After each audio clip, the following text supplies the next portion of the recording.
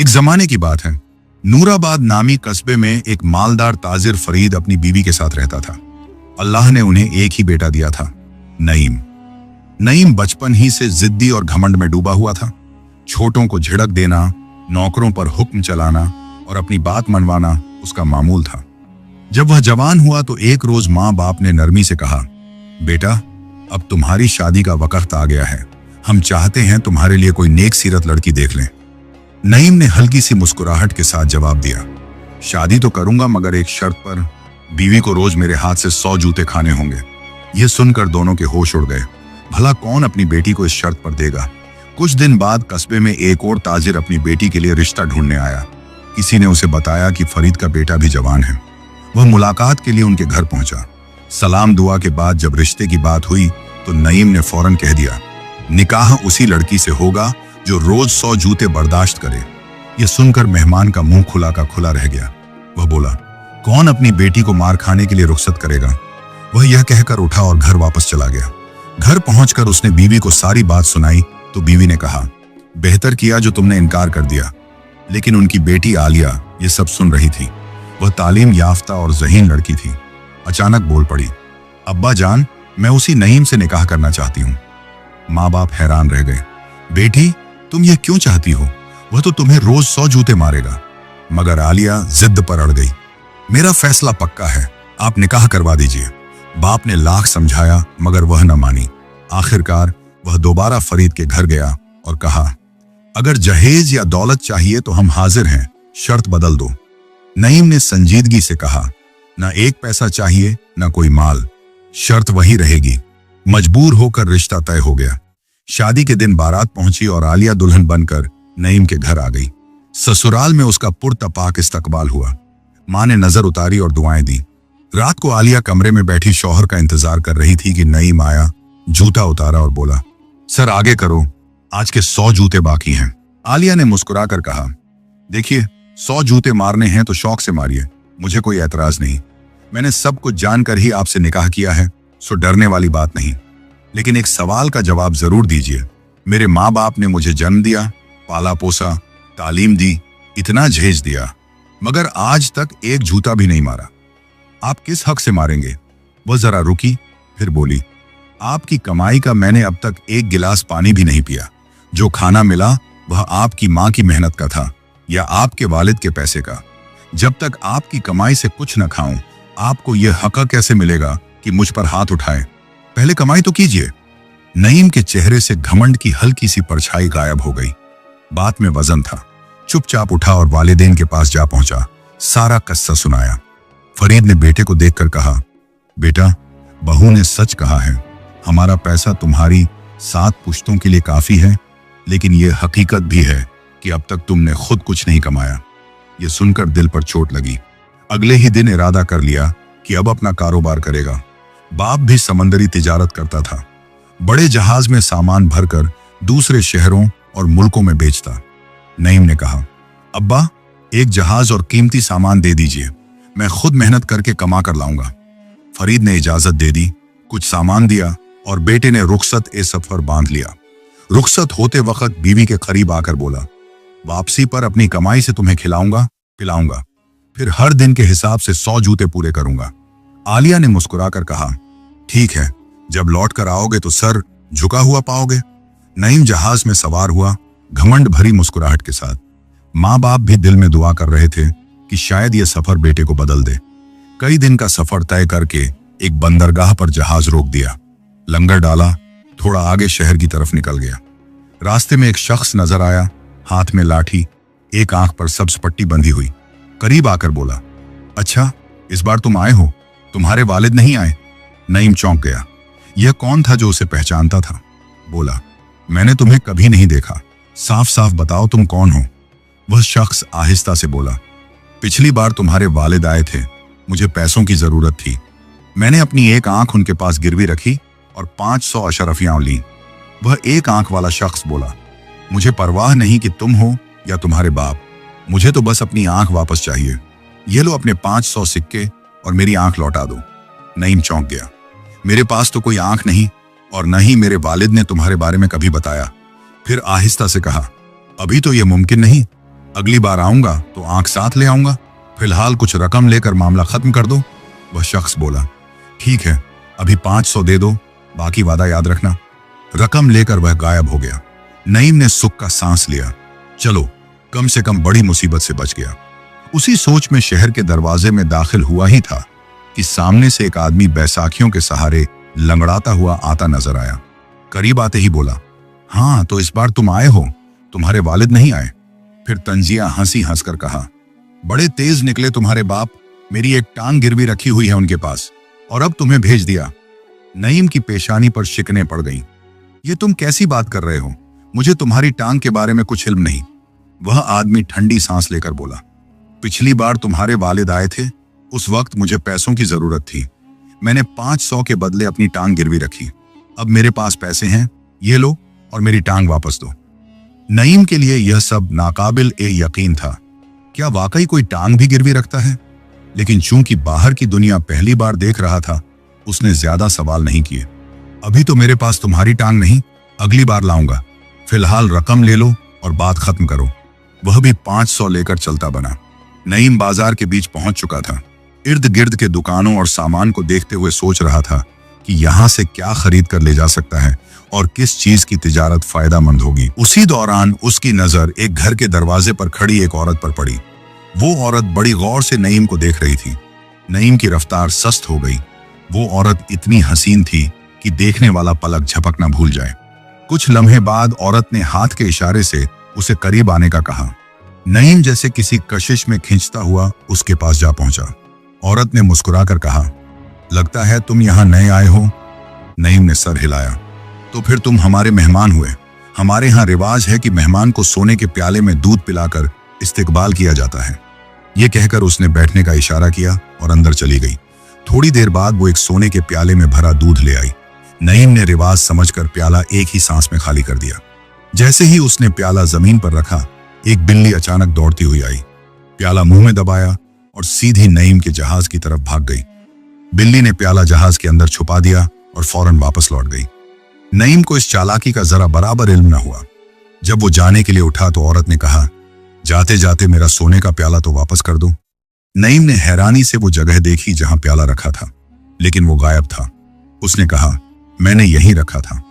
औरत ने तंजिया मुस्कुराहट के साथ कहा, नहीं, तुमने उसे अपने जहाज पर रखवा दिया है। दोनों की बहस बढ़ती गई और देखते ही देखते लोग जमा हो गए। औरत ने कहा, 50 सोने के सिक्के दे दो और ये बात खत्म, वरना मैं शोर मचा दूंगी। नईम ने इनकार कर दिया। मैं क्यों दूं जब मैंने चोरी की ही नहीं। इतने में कोतवाल वहां से गुजरा। बात सुनकर उसने नईम को पकड़ लिया और सीधा बादशाह के दरबार में ले गया। बादशाह ने औरत की बात पर यकीन करके नईम का जहाज जब्त कर लिया और 6 माह की कैद की सजा सुना दी। 6 माह कैद काटने के बाद नईम जब बाहर आया तो उसके पास कुछ भी नहीं बचा था। खाली हाथ, गरीब और बेसहारा वो सड़कों पर भटक रहा था। उसी दौरान उसकी मुलाकात एक शख्स से हुई। उसने पूछा, तुम कौन हो और यहाँ क्यों फिर रहे हो? नईम ने अपनी पूरी कहानी सुनाई। सुनकर उस शख्स को तरस आया और कहा, यह जगह ठग नगर है। जो एक बार फंस जाए उसका निकलना मुश्किल है। अगर रहने की जगह नहीं तो मेरे साथ रहो। मैं गाना गाकर रोजी कमाता हूं, तुम औरत का भेस भरकर नाच लेना, इस तरह हम खाने का बंदोबस्त कर लेंगे। नईम के पास कोई और रास्ता न था, इसलिए उसने हाँ कर दी। दोनों ने नाच गाने का सिलसिला शुरू किया और यूं 8 माह गुजर गए। इधर नईम की बीवी इंतजार करती रही। 8 माह बाद भी शौहर वापस न आया तो उसने ससुर और सास से कहा, मैं खुद जाकर ढूंढूंगी। ससुर ने कहा, इतने बड़े संसार में कहां ढूंढोगी? उसने जवाब दिया, शौहर मेरी वजह से गया है, वापस भी मैं ही लाऊंगी। आप मुझे 5 पानी के जहाज और थोड़ा सा धन दे दें। ससुर ने 5 जहाज और कीमती जवाहरात दिए और दुआ देकर रुखसत किया। बीवी ने मर्दाना भेस बनाया और ससुर की नसीहत पर 5 वफादार आदमी और एक प्रशिक्षित कुत्ता साथ ले लिया। 4 दिन सफर के बाद जहाज एक बस्ती के करीब रुका। उसने आदमियों से कहा, मुझे लगता है वो यहीं है, तुम सब जहाज पर रहो, मैं अकेली देखती हूं। उसी वक्त एक आंख वाला आदमी आकर बोला, बेटा, इस बार तुम्हारे पिताजी नहीं आए। पिछली बार उन्होंने मेरी एक आंख 500 रुपये में गिरवी रखी थी। अब तुम आए हो तो अपनी आंख वापस कर दो, ये लो 500 रुपये। बीवी ने देखते ही समझ लिया कि ये शख्स ठग है और ये जगह ठग नगर है। उसको शक हुआ कि शायद नईम भी यही कहीं फंस गया हो। उसने साथियों को आंख के इशारे से कहा, भाइयों, काका की आंख जहाज पर ही है, जाकर ढूंढ लाओ। आदमियों ने थोड़ी देर ढूंढने का ढोंग रचाया और फिर कहा, हुजूर, आंख का जोड़ नहीं मिल रहा।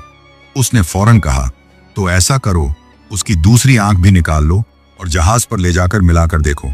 ये सुनकर एक आंख वाला आदमी हाथ जोड़कर गिड़गिड़ाने लगा, मुझ पर रहम करो, दूसरी आंख मत निकालो, मुझे कोई आंख नहीं चाहिए। ये कहकर वो दौड़ लगाता हुआ गायब हो गया। साथी ने कहा, हुजूर, यहाँ के लोग बड़े शातिर हैं, हम आपको अकेले नहीं छोड़ सकते। बीवी ने 2 साथियों को साथ चलने का कहा और बाकी 3 को हुक्म दिया कि 4 जहाजों की हिफाजत करें। प्रशिक्षित कुत्ता भी जहाज पर ही छुपा दिया।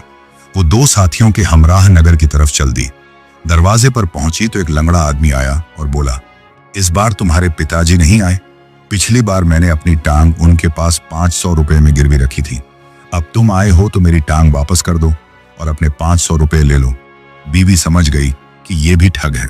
नरमी से बोली, हमारे जहाज पर बहुत सी टांगें हैं, पता नहीं कौन सी तुम्हारी है। ऐसा करो, ये दूसरी टांग भी दे दो ताकि जोड़ मिलाकर पहचान सकें।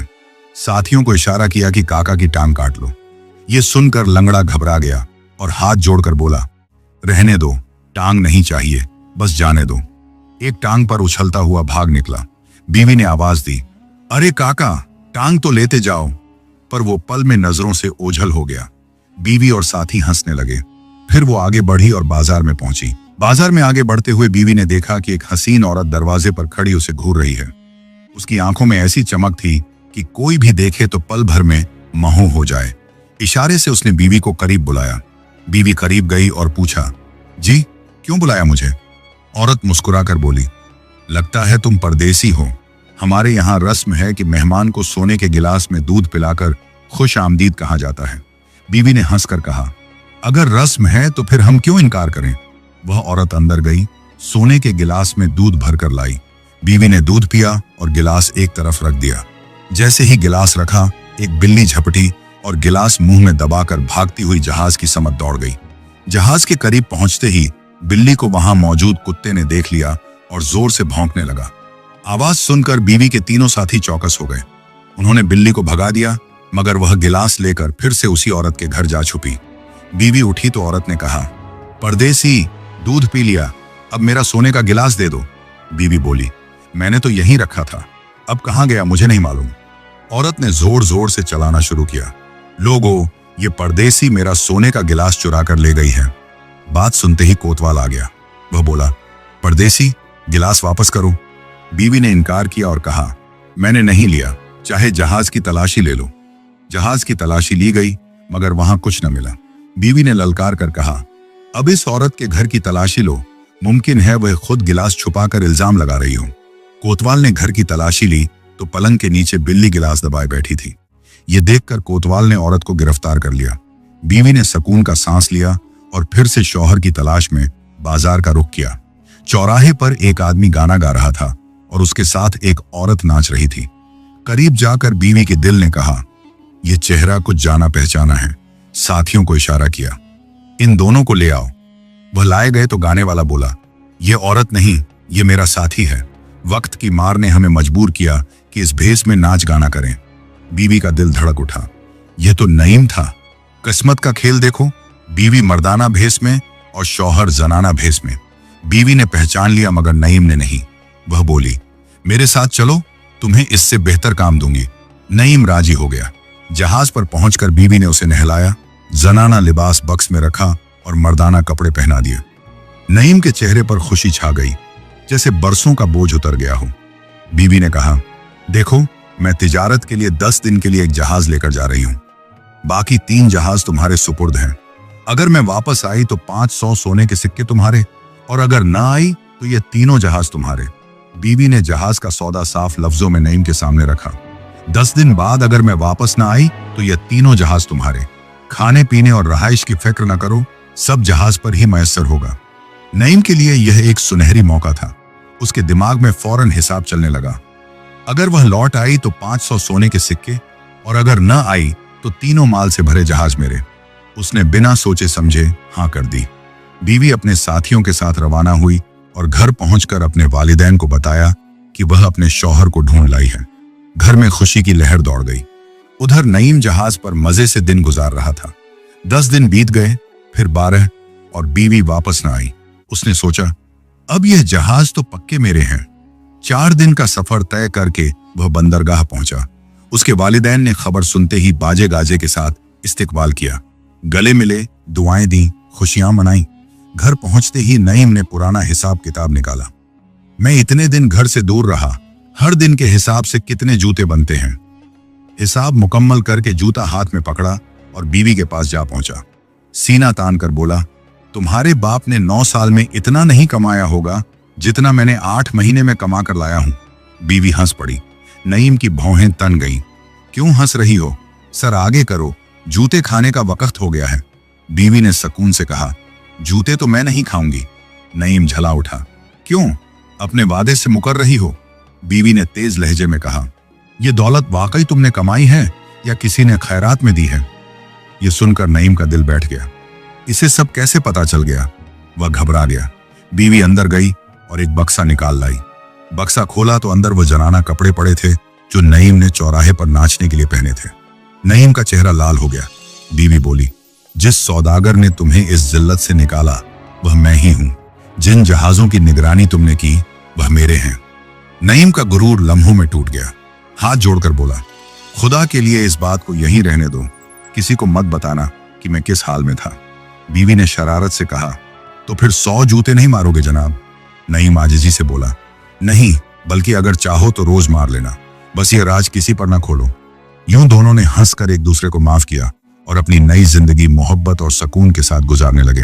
अगर आपको वीडियो अच्छी लगी तो कमेंट लाजमी करें और चैनल को सब्सक्राइब करके बेल आइकन प्रेस कर दें ताकि आपको मज़ीद इसी तरह की कहानियाँ देखने को मिल सके।